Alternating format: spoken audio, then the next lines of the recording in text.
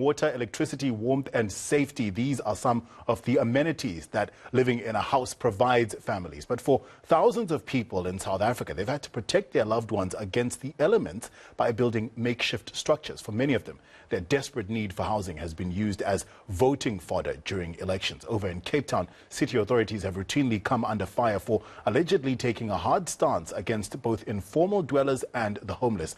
Our reporter Nobesuthu Hechana has been speaking to residents of informal housing, in the metro to hear their concerns. Nobesuthu, 27 years without proper housing. If you can describe to us and paint a picture of some of the living conditions that these communities are facing in the city.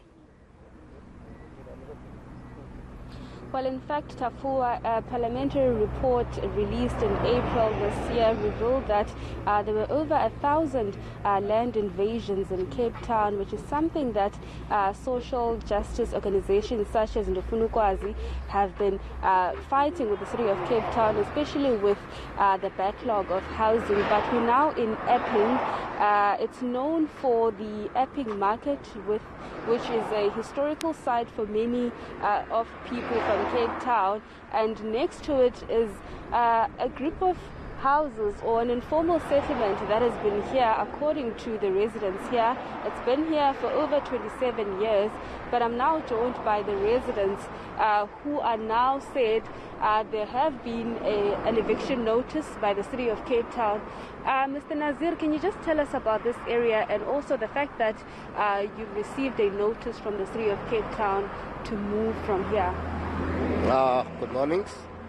The city of Cape Town decided they want to evict us from here, and now the eviction is like they want to use the land for private space because the wall was never here, and after that suddenly they put the wall on.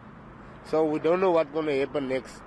If they put the wall on, they can leave us to stay here most, if they want to use the land for private. And just tell us, I mean, how long have you been staying here for? And the market has also been a source of income for many people who stay here. And if you guys are removed here, what impact will that have on your livelihoods?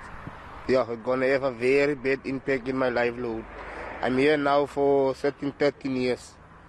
And my livelihood is around the market. That is the only way I can say. But if we move from here, we're going to have nothing to do. I also want to bring in Mr. David Williams.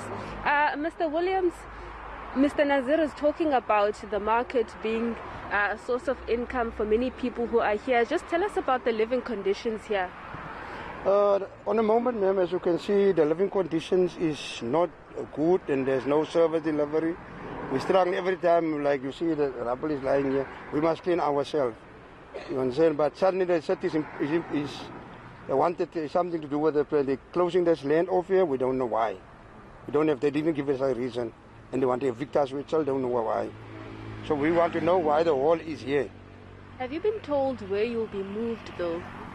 They did give us an option about Itzig, but we don't want to move to Itzig because of the gang-rated area. We refuse to go there. All right, thank you very much, Walter Fua.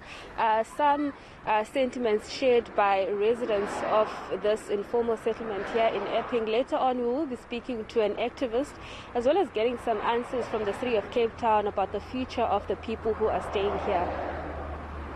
All right, that was our reporter Nobesuthu Hechana out in Cape Town.